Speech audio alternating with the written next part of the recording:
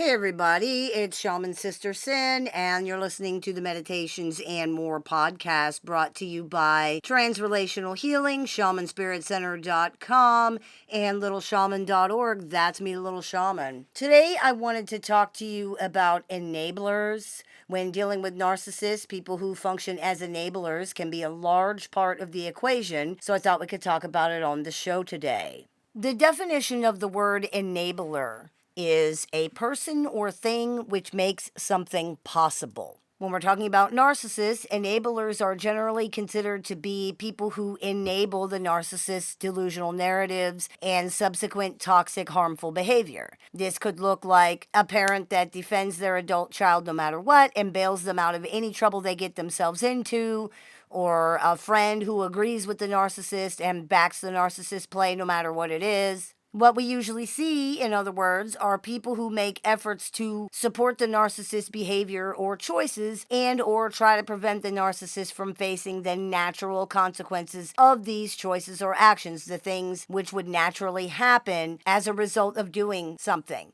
such as if you refuse to show up to work, you will probably get fired. Getting fired would be a natural consequence of refusing to show up at your job.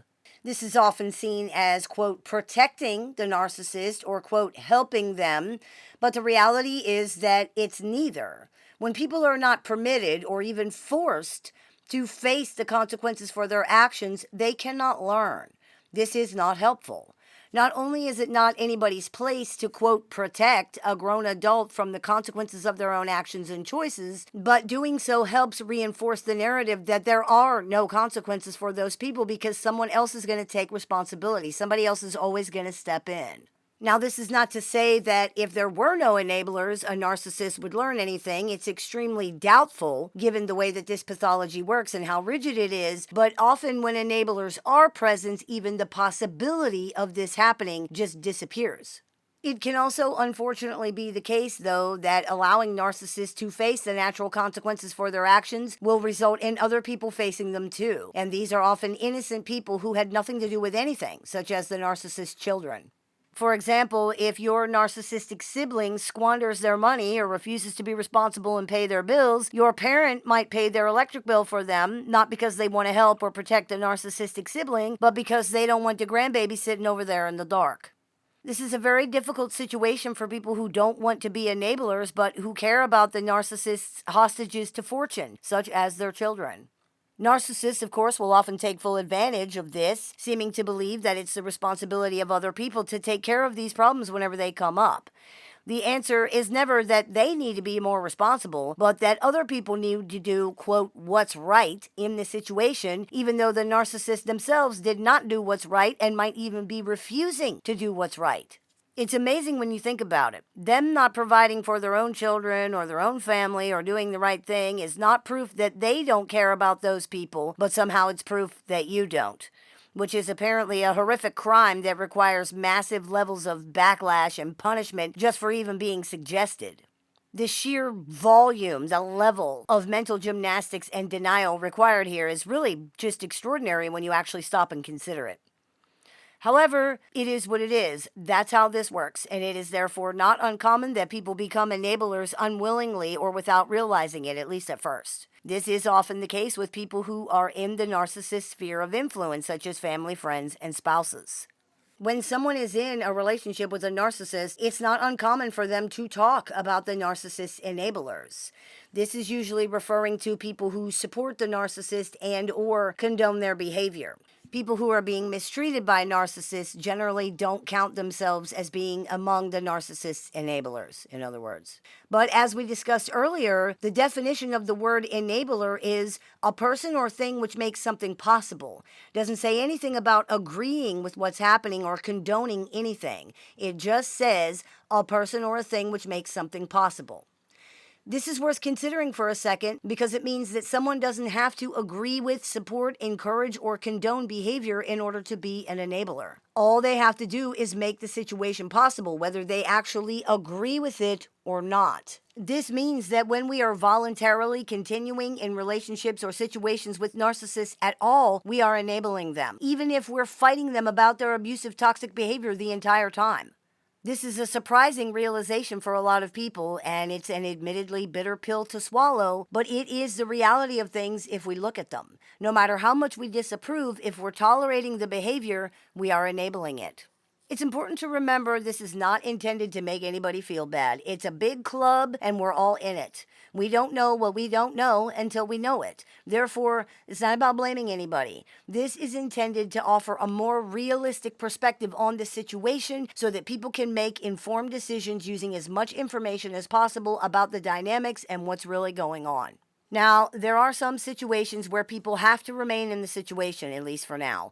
There are situations that involve children who cannot be enablers because they have no power in the situation or the ability to do anything about it at all. However, with the exception of when the other people in the relationship are children, it's important to remember that enabling really is what it is. And perhaps most importantly, if the behavior is being enabled unwillingly or otherwise, there's no real reason for it to stop. All people, including narcissists, stop doing things when the things no longer work for them in whatever way that they were being used. If a narcissist behavior continues to benefit them, if it continues to work for them, why would they stop doing it? Just because some other people don't like it? Who cares? Why would that matter if it works? Maybe that's the reason others don't like it, because the narcissist can't be mistreated now. They can't be shortchanged or bypassed anymore. They're not abusing anybody. They're defending themselves. They are the victim here. This is how they see it, which only adds more pebbles to the pile of this is not going to change. And again, why should it? It works. They get what they want, whatever that is. They might have to fight about it, sure, but that's just a cost of doing business. It's immaterial. It really is. You can see that for yourself. You don't need anybody to tell you. The proof is in the fact that disapproving of something or arguing about it or anything else does absolutely nothing to change anything. Some narcissists even like to fight, so that's not a deterrent at all. It may be a bonus, actually, depending on their specific narrative and their personality. Not only does fighting blow off steam for many narcissists, there are those who have a narrative that they're the conquering hero succeeding against all odds and attempts to sabotage them. Fighting validates that narrative, for example. Either way, though, the reality is that just disapproving of something is not enough to not be an enabler. If you have a spouse with a serious drinking problem, for example, and you are constantly disapproving of their drinking and trying to get them help and arguing with them about it and constantly having a problem with it, but they're still sitting in your living room every night drinking beer after beer, that's enabling. For those who disagree with that, consider this. Yes, they have to listen to your disapproval of their drinking, but they're still in the home and the relationship with you, with all the benefits of that and whatever else it entails, drinking as much as they want every day. So what has all your disapproval actually done to stop the situation? Nothing. It's just a price they have to pay to do what they want, and it's not a very high price at all. This is what interventions are about, making the price high enough to matter. All of the people in somebody's life get together and say to them, either you stop doing this harmful thing, or you are going to lose all of the people around you and everything that they do for you. This means no one's going to give you any more money. You can't live with grandma anymore. Nobody's bailing you out of jail. Nobody's going to take care of your kids. Whatever else we've all been doing, we're not doing it anymore. That is how people stop being enablers. They don't disapprove the behavior or disapprove harder. They stop providing an environment where the behavior can happen. Now, some people with addiction issues are going to choose the substance over their family and friends. They will choose to live on the street or whatever, and that's up to them. They were presented with the choice of losing the people or losing the substance, and they chose to lose the people. Everybody who loves them has to live with that, but at least they don't have to live in abuse and chaos anymore. The harmful behavior doesn't affect them anymore, and just as importantly, they're not a party to it anymore. They are not a participant in the situation anymore, and that's the best they can do. We can't control other people. We can't make them do anything. And because of this, interventions are not an attempt to control anybody. The person is offered a choice. Stop the harmful behavior or lose important relationships. The person being offered the choice is fully capable of choosing freely and has full autonomy to do so. Interventions are about saying, you can do whatever you want, but I am not going to be a part of this harmful situation anymore, and I'm not going to watch you harm yourself or anybody else. You either stop or you'll go. This is how relationships between adults work, whether they're romantic, family, co-workers, whatever else. They work like this because all relationships between adults are voluntary, even family. As an adult, you don't have to deal with any other adult that you don't want to deal with, regardless of who they are. Voluntary is the key word here. So yes, any adult has the right to do whatever they want. So do the other people involved. This includes ending the relationship if they don't like what's going on. Narcissists and other toxic personalities often attempt to circumvent the rights of other people to exit the situation or the relationship. They might insist that people have to stay in relationship with them, and they do this because they're dependent personalities and they know that. They don't want to lose the relationships that literally sustain and support them. But the reality is they don't have a choice if someone simply refuses. They know that, which is why there is such a huge reaction to the word no. This single word represents the fundamental autonomy of the other person to choose for themselves. Narcissists know that in truth, they have no power at all to change that if the person does not relent. In an intervention, this is what's being said to the other person. I'm choosing to opt out if you don't stop. And I mean it. We all do. This is the same choice that needs to be offered in any situation where enabling is a problem, including with narcissists. Stop the behavior or lose me. It's important to remember that this choice is not being offered to the narcissist or anybody else because it's going to automatically force them to choose you. It very likely won't, and you must be prepared for that when you offer it.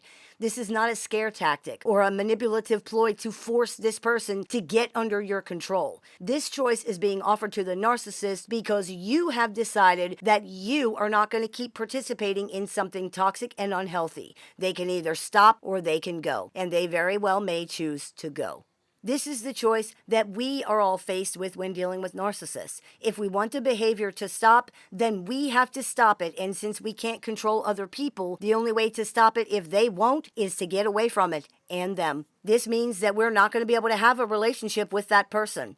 This is painful, but we are adults. We're not children. We can tolerate discomfort. We can tolerate disappointment. We can tolerate not getting what we want. And if we want a healthy, safe relationship, then we can't have one with unhealthy, unsafe people. Therefore, instead of continuing to advocate for things that a person has clearly demonstrated that they're either not willing or not capable of doing, we need to exit situations as soon as possible when we can't get what we want. Anything else is enabling a bad situation, whether we're intending to do that or not. We can either exit the situation or we will be forced to face the fact that the price that we are paying is simply not high enough to matter to us. And we should start preparing ourselves for when the day comes that the price is high enough to matter to us, because that day is absolutely coming. Eventually, the price will be just too high.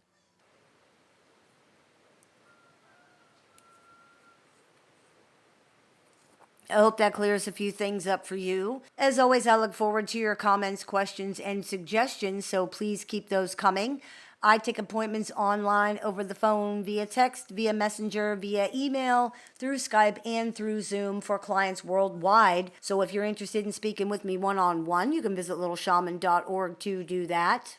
I teach workshops, seminars, and clinics throughout the year, so if you are interested in seeing what we're running this month, you can visit littleshaman.org to do that. I have several books in publication, so if you're interested in picking up a copy of any or all of these, you can do that on littleshaman.org and on amazon.com. And if you are interested in joining our support group with access to exclusive content, weekly support meetings, and more, you can visit littleshaman.org to do that as well. You've been listening to the Meditations and More podcast brought to you by Transrelational Healing, ShamanSpiritCenter.com, and LittleShaman.org. That's me, Little Shaman. May the Great Spirit bless you. Have a beautiful day. If you've been struggling through dealing with or recovering from an unhealthy relationship with a narcissist or other toxic personality, the Little Shaman has a catalog of over 500 YouTube videos designed to support your journey from discovery to recovery. You can also find additional resources on the Little Shaman website, including tools, courses, workshops, a support group with weekly meetings, and one-on-one appointments with the Little Shaman that are open to clients worldwide. There's even an AI chatbot built and trained exclusively by the Little Shaman using her work that can answer questions 24 hours a day, 7 days a week. For more information, visit littleshaman.org. You can listen to the Little Shaman wherever you find your favorite podcasts.